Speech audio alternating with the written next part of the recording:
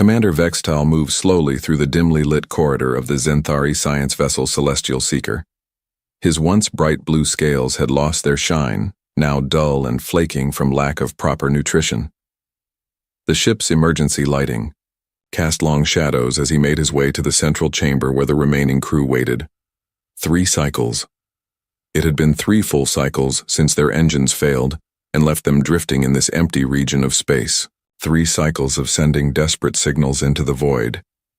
3 cycles of silence. Vextal paused at the entrance to the central chamber. Inside, 12 Zenthari sat or lay on the floor. Just 12 survivors from the original crew of 30. The others had either died in the initial explosion or succumbed to injuries in the days that followed. They had gathered here to conserve the last reserves of heat and oxygen as the ship's systems shut down one by one. "Commander," said Science Officer Nixara, her voice weak. "How much longer?" Vextal didn't need to check the life support readings again.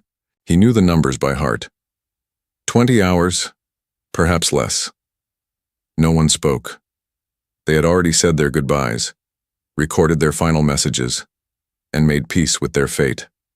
The Zenthari were a proud species, and these were some of their finest, scientific minds. They would face death with dignity. Vextal settled next to the ship's Dr. Krell, who was tending to a young technician with a fever. "How is she?" "Stable for now," Krell replied. "The medicine is gone. All I can do is make her comfortable." The commander nodded and closed his inner eyelids briefly in a gesture of respect. They had known from the beginning that rescue was unlikely. Their mission had taken them far from established trade routes, and the recent border conflicts with the Krax Imperium meant that the Zenthari Stellar Command deemed this quadrant too dangerous for rescue operations. They were on their own, left to die. "I wish to make a final log entry," Vextal announced, rising again. The others watched him with dull eyes as he moved to the command console. The system flickered to life, drawing on emergency power. Vextal straightened his posture, determined that his final words would reflect the honor of his position. Final log of Commander Vextal, Zenthari Science Vessel Celestial Seeker. Cycle 457, Standard Galactic Calendar. Our situation remains critical. Life support will fail within the next 20 hours. No response has been received to our distress signals. The crew has performed admirably under these circumstances, upholding the highest traditions of the Zenthari scientific fleet. He paused, his 4-fingered hand hovering over the console. Was there anything else to say? Any final wisdom to impart to whoever might find this vessel, perhaps years from now? "I believe our mission was sabotaged," he continued, lowering his voice. "The damage to our engines was too precise, too calculated to be an accident. I do not know who would want to silence our research, but I suspect it relates to the artifacts we discovered. The truth must—" A sudden crackle from the communication system interrupted him. Vextal froze, his sensitive hearing ridges detecting something that hadn't been heard in days. A voice. "Zenthari vessel, this is Captain Alan Miller of the Earth Alliance ship, Dauntless. We've received your distress signal. Hold tight. We're coming to get you." The central chamber erupted in confusion. Crew members who had been lying motionless moments before struggled to their feet. Nixara rushed to the communication console, pushing past Vextal. "This is Science Officer Nixara of the Celestial Seeker. We read you, Earth Vessel. Our situation is critical." "Understood, Celestial Seeker. We're tracking your position now. ETA is 45 minutes. Can you hold out that long?" Vextal stepped forward. "This is Commander Vextal.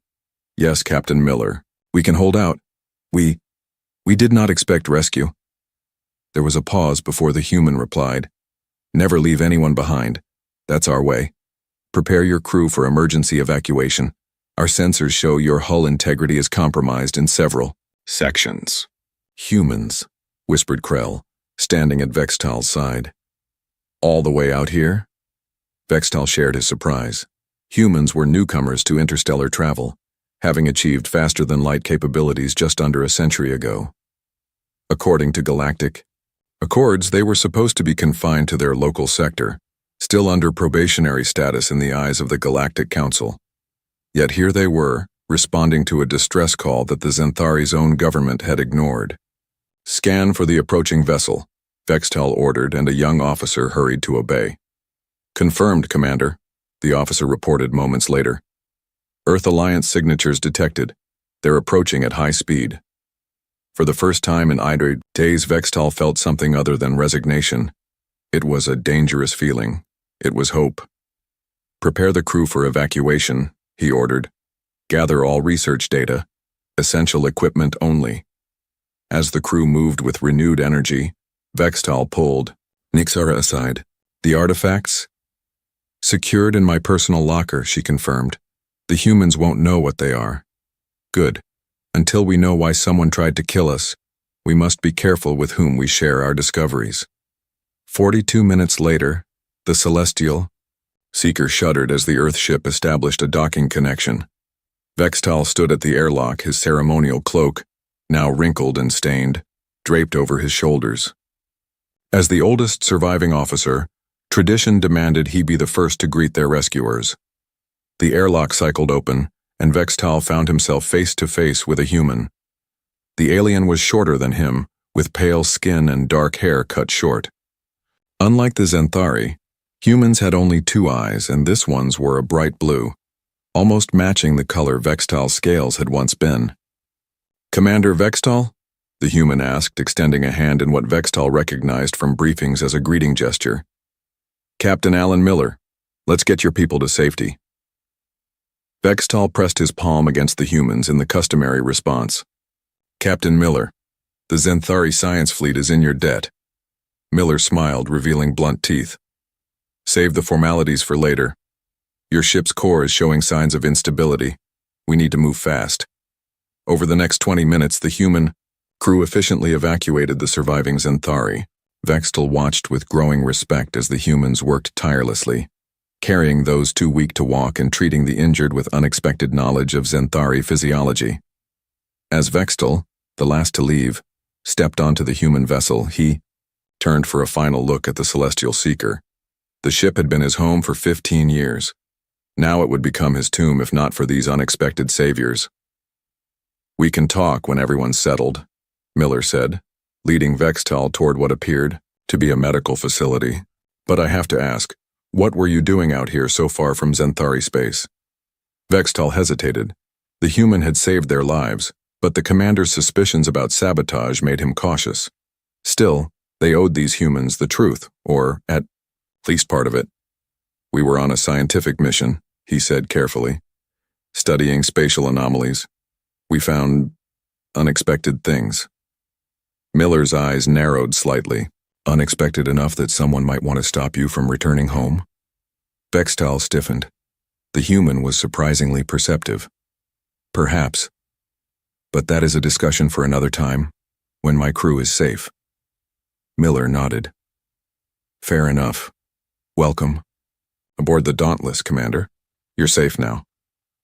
As the medical team began treating the Zenthari crew, Vextal watched the humans work, left to die in the silent emptiness of space by their own people, only to be rescued by a species many Zenthari considered primitive and unpredictable. The universe, it seemed, had a strange sense of humor. And perhaps, Vextal thought as he clutched the small container of artifacts hidden in his cloak, it also had a sense of justice. Catherine Reeves wiped sweat from her forehead as she crawled through the narrow maintenance tunnel of the Zenthari vessel. The ship's design was unlike anything she had seen in her 15 years as chief engineer for the Earth Alliance. Biological, components merged with crystal technology in ways that human engineers had only theorized about. "How's it going in there, Chief?" Captain Miller's voice came through her earpiece. Catherine paused to examine a junction where several crystal-like tubes connected to what appeared to be a living membrane. "Fascinating, Captain. Their technology is, well, it's beautiful. But I'm not here to admire it." She continued moving through the tunnel, careful not to disturb anything unnecessarily.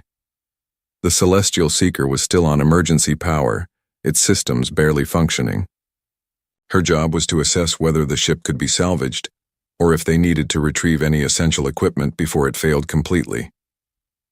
20 minutes later, Catherine emerged from the access hatch back onto the Dauntless, her uniform stained, with blue-green fluid that served as coolant in the alien vessel. Captain Miller and First Officer Ryan Weber waited for her report. "Well?" Miller asked, his weathered face creased with concern. Catherine shook her head. "The damage is extensive, Captain. Their life support would have failed in hours just as they estimated." She pulled out her datapad and displayed a schematic of the Zenthari engine system. "But here's what's interesting. This wasn't a random failure." Weber leaned closer. "Explain." "The damage pattern is too precise," Catherine said, highlighting several points on the display. "Key junctions were targeted, components melted in a way that suggests directed energy. Someone knew exactly where to hit them to ensure they'd be stranded." Miller's expression darkened. "Sabotage?" "Without a doubt," Catherine confirmed. "And whoever did it knew Zenthari ship design intimately." The captain exchanged a glance with Weber before turning back to Catherine. "How long would repairs take?" "With the right parts? Weeks. Without them, impossible. Their propulsion system is completely fried." She hesitated. "There's something else, Captain. I found data cores that appear to have been deliberately hidden in the maintenance tunnels. They weren't part of the ship's regular systems." Miller nodded slowly. "Our guests have secrets. Keep this between us for now. I want to speak with Commander Vextel myself." In the medical bay of the Dauntless, Dr. Olivia Hayes moved from one Zenthari patient to another, checking vital signs and adjusting treatments. Her background in xenobiology made her one of the few human doctors qualified to treat alien species. But even she was learning as she went. "Their physiology is remarkable," she said to her assistant. "Look at how quickly this tissue is regenerating." The Zenthari called Krell, who had identified himself as their doctor, watched her work with four-faceted eyes that missed nothing. "You seem quite knowledgeable about our biology, Dr. Hayes." Olivia smiled. "I studied your medical journals during my training, but reading about something and actually treating patients are very different." "Yet you saved Technician Mira's life," Krell observed. "She would have died without your intervention." "Your people are strong," Olivia replied. "They survived 3 cycles with minimal life support. That's impressive." Krell moved closer, lowering his voice. "May I ask why your ship was in this region? It's far from your usual territory." Olivia hesitated, aware that she wasn't authorized to discuss the Dauntless's mission. "I'm sure Captain Miller will be happy to discuss that with your commander." As if summoned by her words, Miller entered the medical bay, his tall frame commanding attention immediately. "Dr. Hayes, how are our guests doing?" "Much better, Captain. Their natural healing abilities are accelerated now that they're receiving proper nutrition and oxygen levels." Miller nodded. "Good. Is Commander Vextel available to talk?" "I am here, Captain Miller." The Zenthari commander sat up on a nearby bed. Though still weak, he looked much better than he had when first brought aboard. His scales had begun to regain some of their natural luster. "Doctor, could we have some privacy?" Miller asked. Olivia nodded. "Of course, he's stable enough for a conversation, but don't tire him out." After the medical staff withdrew to the other end of the bay, Miller pulled up a chair beside Vextel's bed. "Commander, my chief engineer has examined your ship. She believes it was sabotaged." Vextel's inner eyelids flickered, a sign of distress in Zenthari. "I suspected as much, but had no way to confirm." "Do you have any idea who might have wanted to strand you out here? Or why?" The Zenthari commander was silent for a long moment. "Captain Miller, I owe you my life and the lives of my crew. I wish to be honest with you, but I must first ask, what was your ship doing in this region? It is far from human space." Miller considered how much to reveal. The Dauntless had been on a classified reconnaissance mission, mapping potential expansion routes beyond Earth Alliance territory. But the fact that they had found the Zenthari vessel at all was pure luck. They had detected the distress signal during a routine sensor sweep. "We're explorers," Miller said finally. "Earth Alliance is looking to establish new trade routes." "Without Galactic Council approval?" Vexital's tone held no judgment, only curiosity. Miller smiled slightly. Let's just say we prefer to ask forgiveness rather than permission. This seemed to satisfy the Zenthari. Then perhaps we have more in common than I thought. He glanced around to ensure they were not overheard. Our mission was also not entirely what our government believed it to be. Go on. Officially, we were studying spatial anomalies in this sector, but we discovered something else. Evidence of ancient technology far more advanced than anything the Council races currently possess. Vexital's voice dropped even lower. Technology that has been deliberately suppressed. Miller frowned. Suppressed by whom? The founding races of the Galactic Council. They have maintained their dominance for millennia by controlling which technologies are permitted to develop. Vexital reached beneath his medical garment and withdrew a small crystal container. This contains data that could change the power structure of the entire galaxy. Before Miller could respond, a loud alarm blared throughout the ship. The captain's communication device activated immediately. "Captain, to the bridge," came Weber's urgent voice. "We've got company. 3 ships just dropped out of FTL. They're broadcasting Zenthari military codes." Miller stood quickly. "Reinforcements?" "I don't think so, sir. They're powering weapons." Vexital gripped Miller's arm with surprising strength. "Captain, you must listen. If those are truly Zenthari military vessels, they are not here to rescue us. They are here to ensure no trace of our mission survives, including your ship now that you've made contact with us." Miller's eyes narrowed. "You're certain? My government abandoned us to die. Why would they suddenly send rescue now, just as we've been found by humans?" Vexital pressed the crystal container into Miller's hand. "Whatever happens, this must not fall into their hands." The captain tucked the container into his pocket without looking at it. "No one's dying today. Not your crew, not mine." He activated his comm. "Weber, battle stations. Tell Security Officer Jackson to get up here double time. And Dr. Hayes, prepare your patients for possible evacuation." As Miller strode from the medical bay, he felt the weight of the crystal in his pocket. Whatever secrets the Zenthari had, discovered they were worth killing for. And now those secrets were humanity's problem too. Security Officer Darius Jackson stood at his station on the bridge of the Dauntless, his dark eyes fixed on the tactical display. 3 Zenthari warships had formed a blockade position around them, their weapon systems fully powered.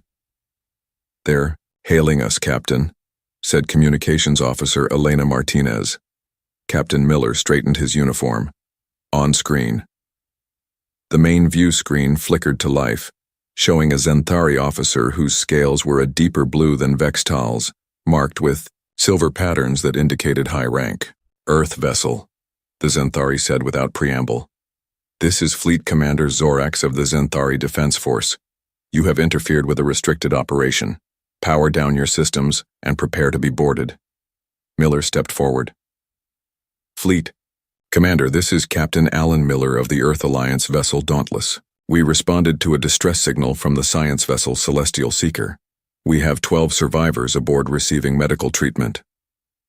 "That vessel and its crew are Zenthari property," Zorax replied coldly. "Their mission was classified. By aiding them, you have violated multiple sections of the Galactic Accords." First Officer Ryan Weber leaned close to Miller. "Sir, they're moving into attack positions." Miller nodded slightly, then addressed the Zenthari commander again. "We acted according to the Universal Distress Protocol, which supersedes national boundaries. These people were dying. And now you will die with them if you do not comply," Zorax said.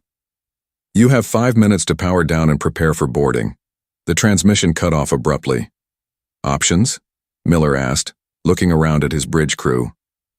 Darius stepped forward. "Their ships outgun us 3-1, Captain. In a direct fight, we don't stand a chance." "Can we outrun them?" Miller asked. Catherine Reeves, who had rushed to the bridge from engineering, shook her head. "Not all 3, maybe 1, but their ships are designed for pursuit." "Could we use the Celestial Seeker as a distraction?" Weber suggested. Miller considered this. "Possibly. But I'm not risking the lives of 12 people we just saved." He turned to Catherine. What about the sensor? Ghost protocol we were testing? Her eyes widened. It's experimental, sir. We've only used it in simulations. Theory into practice, Chief. Make it happen. Miller activated the ship-wide comm. All hands, battle stations. This is not a drill. In the medical bay, Dr. Hayes worked quickly to secure her patients. We need to move everyone to the inner chambers, she told her team. If they start shooting, the outer hull could be compromised. Commander Vextal struggled to sit up. Dr. Hayes, let me speak to my government. Perhaps I can reason with them. Olivia gently pushed him back. Captain Miller is handling the situation. Your job is to stay alive after everything we've done to save you. Krell, the Zenthari doctor, moved between beds helping the human medical team. Zorax is not known for his reason, he said quietly. He is a military hardliner, loyal to the Council above all else. The Council? Olivia asked, helping a weak Zenthari female onto a transport gurney. The Galactic Council, Krell explained. The political body that governs interstellar relations. Your species has limited interaction with them. For good reason, it seems, Olivia muttered. Back on the bridge, Catherine worked frantically at the engineering station. Sensor ghost protocol ready, Captain, but it will only give us a few minutes of confusion at best. That might be enough, Miller said. Helm, plot a course through the asteroid field at Mark 227. On my signal, engage. At full speed. Sir, that's dangerously close to the gravity well of the gas giant, the helm officer protested, exactly why they won't expect it. Miller turned to Darius. Prepare a spread of sensor buoys. Program them to mimic our engine signature. Darius nodded, understanding the plan. Ready, sir. Miller checked the time. 1 minute until their deadline. He took a deep breath. Now, people, execute. The Dauntless surged forward suddenly, its engines pushing to maximum thrust. At the same time, Catherine activated the sensor ghost protocol, creating multiple false readings of the ship on enemy scanners. They're firing, Weber shouted as energy beams lanced out from the Zenthari vessels. The ship rocked as one blast grazed their shields. Damage report, Miller demanded. Shields holding at 82%, Catherine replied. The ghost protocol is working. They're firing at multiple locations. Darius released the sensor buoys, which scattered in different directions, each broadcasting a signal identical to the Dauntless's engine signature. Entering the asteroid field now, the helm officer announced, her hands moving swiftly over the controls. The view screen showed massive chunks of rock spinning slowly in the darkness. The Dauntless weaved between them, using the natural cover to break sensor lock. The Zenthari ships are in pursuit, Darius reported, but they're splitting up to chase the buoys. Miller allowed himself a small smile. Good. Maintain course toward the gas giant. We'll use its radiation belt to mask our signature while we plot a jump out of the system. In the medical bay, the wounded Zenthari felt the ship's sharp maneuvers. Science Officer Nixara approached Dr. Hayes. Your captain seems to be executing an escape rather than surrendering, she observed. Captain Miller doesn't abandon people he's rescued, Olivia replied, steadying a tray of medical supplies. It's not our way. Nixara's four-faceted eyes blinked, in what might have been surprise. Even when facing superior forces? Even for aliens? Especially then, Olivia said firmly. That's humanity for you. The ship lurched again as another blast hit the shields. One of the warships has seen through our deception, Darius reported on the bridge. They're on our tail and closing. Miller gripped the arms of his command chair. Distance to the radiation belt? 30 seconds, sir, the helm officer replied. Divert power from non-essential systems to the engines, Miller ordered, and prepare to release the emergency plasma vents on my mark. Catherine looked up sharply. Sir, that will leave us without reserve power for at least 10 minutes. Better than being captured, Miller replied grimly. Stand by, now. The Dauntless released a massive cloud of superheated plasma from its engine vents just as it entered the radiation belt of the gas giant. The pursuing Zenthari warship plunged into the plasma cloud, its sensors momentarily blinded. "We've lost them," Weber exclaimed, checking the tactical display. "The radiation belt is masking our position, and the plasma cloud disrupted their tracking systems." Miller didn't relax yet. "Maintain course through the belt. Once we reach the far side, plot a jump to the nearest Earth Alliance outpost." "That would be Outpost 7, sir," Elena said. 7 hours at maximum FTL. "Make it so," Miller confirmed. "And someone get down to medical and check on our guests. I want to make sure they're all right after that roller coaster ride." Darius volunteered, leaving his station to a junior officer. As the security chief made his way through the ship's corridors, he couldn't shake a feeling of unease. The Zenthari government had left their own people to die, then tried to kill them, and now the humans too, when they were rescued. Whatever Commander Vextal had discovered, it was significant enough to kill for, and now Earth was involved. When Darius entered the medical bay, he found Dr. Hayes and her team stabilizing patients who had been jostled during the escape. Commander Vextal sat on the edge of his bed looking remarkably composed despite the situation. "Officer Jackson," Vextal greeted him. "Your captain is quite skilled." "He's gotten us out of tight spots before," Darius replied cautiously. Vextal's inner eyelids flickered. "But perhaps not with the Zenthari military in pursuit. This situation is unprecedented." "Why are your people so determined to silence you?" Darius asked bluntly. The Zenthari commander glanced around at his crew before answering. "Because what we discovered threatens the foundation of galactic politics. And now, by helping us, your people are involved too." "Involved in what exactly?" "A truth that has been hidden for 20,000 years," Vextal said softly. "One that will change everything, especially for species like yours." Commander Jack Wilson had not expected to find himself at remote Earth Alliance Outpost 7 examining alien artifacts. Yet here he was. The military intelligence officer leaned forward, studying the crystal container that Captain Miller had placed on the conference room table. "And you're certain this information is authentic?" Wilson asked, looking at Vextal. The Zenthari commander, now recovered enough to attend the meeting, nodded. "My team verified the data multiple times. What you see there is genuine." 7 hours after their escape from the Zenthari warships, the Dauntless had reached Outpost 7, a small research station orbiting a distant moon. Commander Wilson had arrived shortly after, sent by Earth Alliance intelligence to assess the situation. Captain Miller activated the device. A holographic display appeared above the table, showing complex schematics for what appeared to be an advanced propulsion system. "This is just one piece," Vextal explained. "We discovered dozens of similar artifacts at an abandoned site. The technology is far beyond anything currently in use even by the eldest council races." Catherine Reeves studied the schematics with growing excitement. "This drive system would be at least 3 times more efficient than our current FTL technology. The power requirements alone are revolutionary." Wilson's expression remained guarded. "And you believe the Galactic Council has been suppressing this technology?" "Not just this," Vextal said. "All advanced technology. The 3 founding races, the Altorans, Viridians, and Mox Collective, have maintained their dominance for over 20,000 years by ensuring no other species advances too quickly." Darius Jackson, who had been observing quietly, finally spoke. "Why didn't your government want this information made public? Surely it would benefit your people."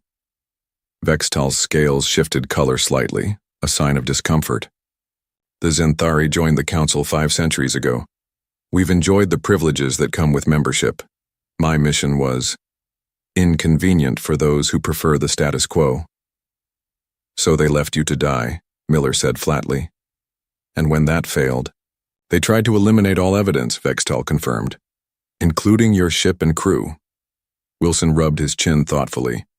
"The implications are enormous. If what you're saying is true, the Council has been running what amounts to a technological apartheid system for millennia." "That is an accurate assessment," Vextal agreed. The room fell silent as the humans processed this information.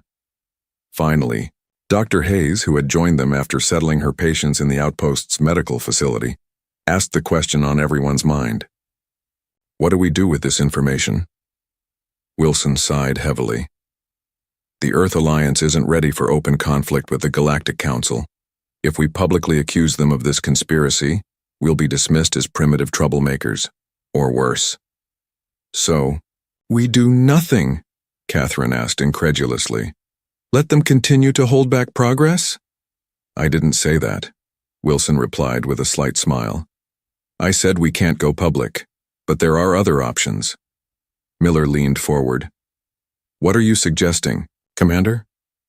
The Zenthari aren't the only species chafing under Council restrictions, Wilson explained. Earth intelligence has monitored communications suggesting discontent among at least a dozen mid-tier civilizations. Vextal's inner eyelids flickered with interest. You propose an alliance? Not an official one. That would violate too many treaties, but an understanding perhaps. A sharing of information and resources outside official channels. Dr. Hayes nodded slowly. A technological resistance movement. Exactly, Wilson confirmed. We start small, medical technologies, agricultural, improvements, things that could be explained as natural development. Darius, ever practical, raised a concern. The Council will suspect cooperation if multiple species begin advancing simultaneously. Not if we're careful, Catherine countered. We implement changes gradually, starting with technologies that are next in the natural development cycle for each species. Miller turned to Vextal. Would other Zenthari support this approach? Those who aren't loyal to the Council? There are many who question our subservience, Vextal said. Scientists primarily, but also some in the military who resent Council restrictions on our defensive capabilities. And other species, Wilson asked. The Fraxians have long resented Council interference, Vextal suggested, as have the Nor, Collective, and the Taigani Republic. All have skilled scientists who would understand the value of what we offer. Miller stood and paced the room. This would require unprecedented cooperation between species that have historically been competitors or even enemies. Yes, Vextal agreed. The Council maintains power through isolation, keeping species suspicious of one another. Your human approach of extending help even to supposed competitors is revolutionary in its own way. Wilson opened a secure data terminal. I need to contact Earth Alliance Command. This decision goes beyond our authority, but I'll recommend proceeding with caution. As Wilson stepped out to make his call, Miller turned to the others. Whether Command approves or not, we're already involved. The Zenthari military knows we have Vextal and his crew. They know we have the artifacts. We could still turn them over? Darius suggested, playing devil's advocate. Avoid the conflict entirely. The room fell silent again. All eyes turned to Miller, whose weathered face hardened with resolve. No, he said firmly. We don't abandon people we've saved, and we don't surrender knowledge that could benefit billions across the galaxy simply because some ancient powers want to keep their advantage. Dr. Hayes smiled. That sounds like the official start of a resistance movement to me. A very human decision, Vextal observed, his tone suggesting approval. Catherine began examining the schematics more closely.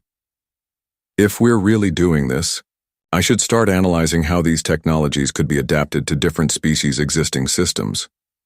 The door slid open, and Wilson returned. His expression was grim but determined. Command is cautiously supportive, he announced. They're sending additional personnel and resources to help establish secure communication protocols with potential allies. So we're really doing this, Darius said, not quite a question. We are, Wilson confirmed. Command is calling it Operation Dawn. Appropriate, Vextal commented. A new day for many species long kept in the dark. Miller looked around at this unlikely group. Humans and Zenthari, scientists and soldiers, now united in a cause larger than any of them had anticipated. When the Dauntless first detected a faint distress signal, We should begin by establishing contact with trustworthy members of the species Vextall mentioned, Miller suggested. Carefully, through existing trade channels or scientific exchanges. I can provide names, Vextall offered. Scientists who have expressed frustration with council restrictions in the past. Good, Wilson said, and we'll need to create a system for sharing information that can't be traced back to Earth or to your crew. As they continued planning, Miller stepped aside with Dr. Hayes. How are the other Zenthari crew members doing? Recovering well, she replied. Most are scientists like Vextall. They seem eager to continue their work, now that they know they're, not alone. Miller nodded thoughtfully. They came very close to dying alone in space. Instead, they've sparked what might become the most significant change in galactic politics in 20,000 years. All because you decided to answer a distress call from an unknown ship, Olivia said with a smile. It's what humans do, Miller replied simply. We help. Across the room, Vextall watched the humans discussing, planning, working together with an energy and purpose that was rare among older species.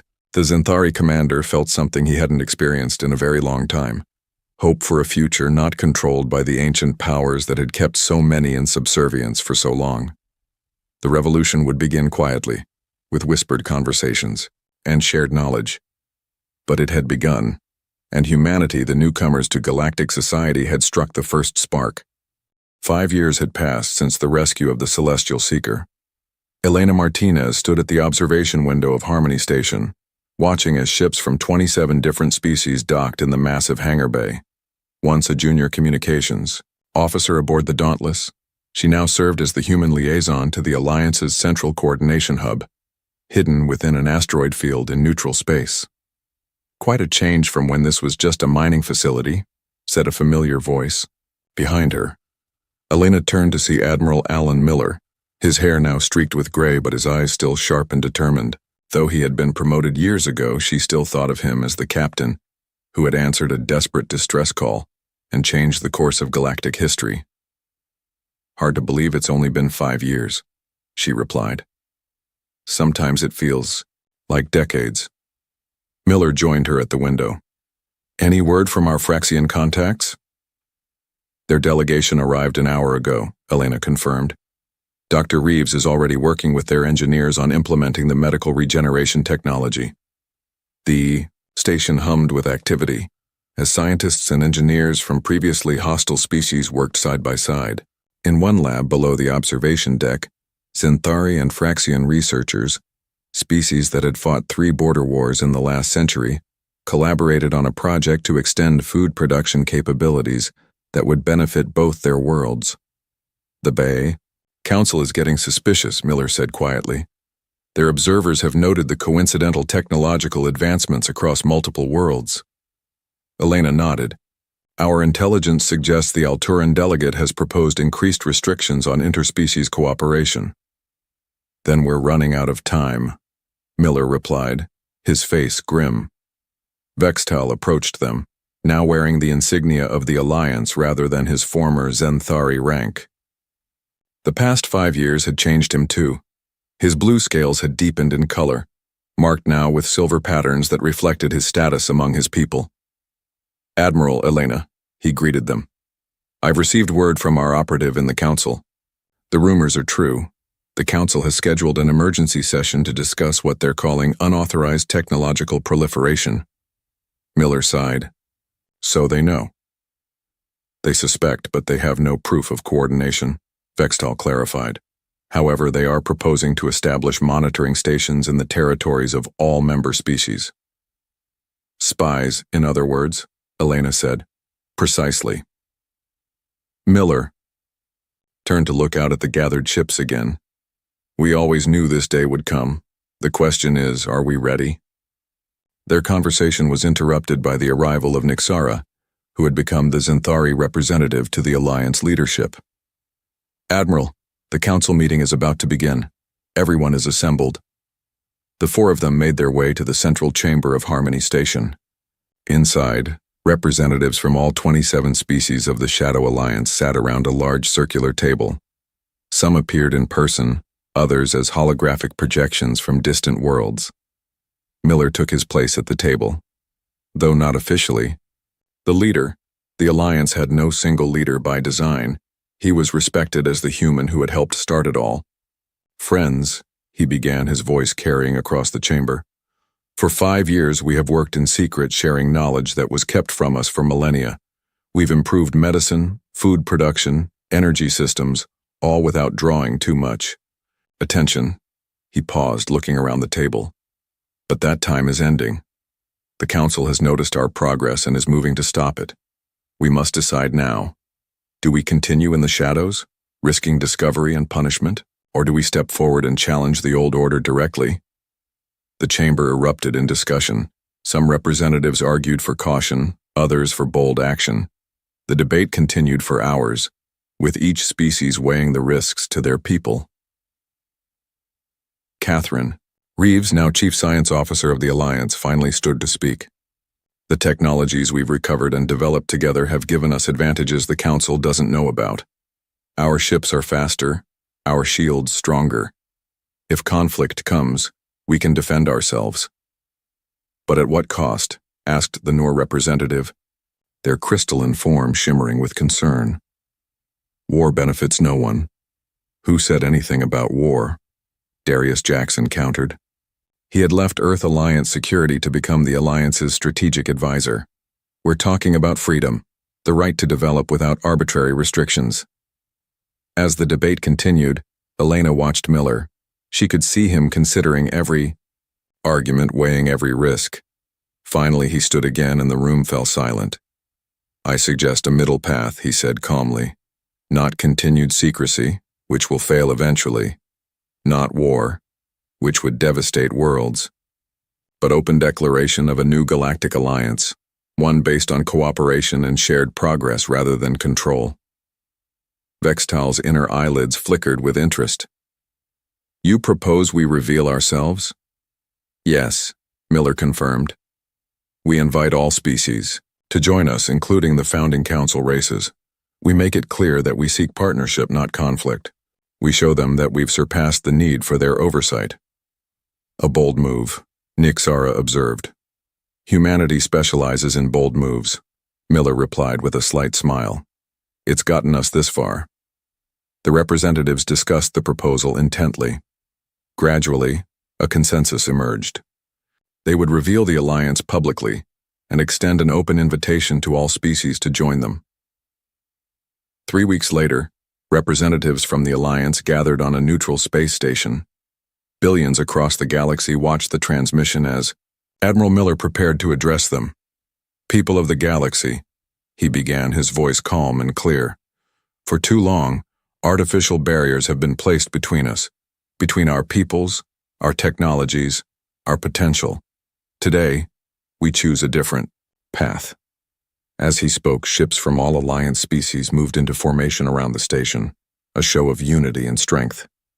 "We extend an invitation to all species, including the founding council races, to join us in this new era," Miller continued. "We have survived in the cold of space, alone, isolated, left to die. We have learned that our greatest strength comes not from hoarding knowledge, but from sharing it." In her position beside him, Elena felt pride swell in her chest. The human who had answered a distress call from a dying alien ship now stood before the galaxy, offering a new way forward. The response was immediate and overwhelming. Across the galaxy, species that had been denied full participation in galactic affairs for centuries rallied to the Alliance's call. The Council, faced with this unified front, found its power base eroding hour by hour. Later, as Miller and Elena watched the reports of new worlds declaring for the Alliance, she asked, "Did you ever imagine it would come to this when you picked up that distress signal 5 years ago?" Miller shook his head. "I just did what any human would do. You don't leave people to die alone in the silence of space." Vextal joined them, gazing out at the stars. "Your people have a strange way of seeing the universe, Admiral. Most species look to the stars and see resources to claim, territory to control." "And what do humans see?" Elena asked. Miller smiled. "Neighbors we haven't met yet. On worlds across the galaxy, species that had once feared each other began working together openly. Technologies that had been suppressed for millennia transformed lives, bringing health and prosperity to billions. And it had all begun with a simple human principle. You don't leave people behind, even strangers, even aliens, especially not to die alone in the silence of space.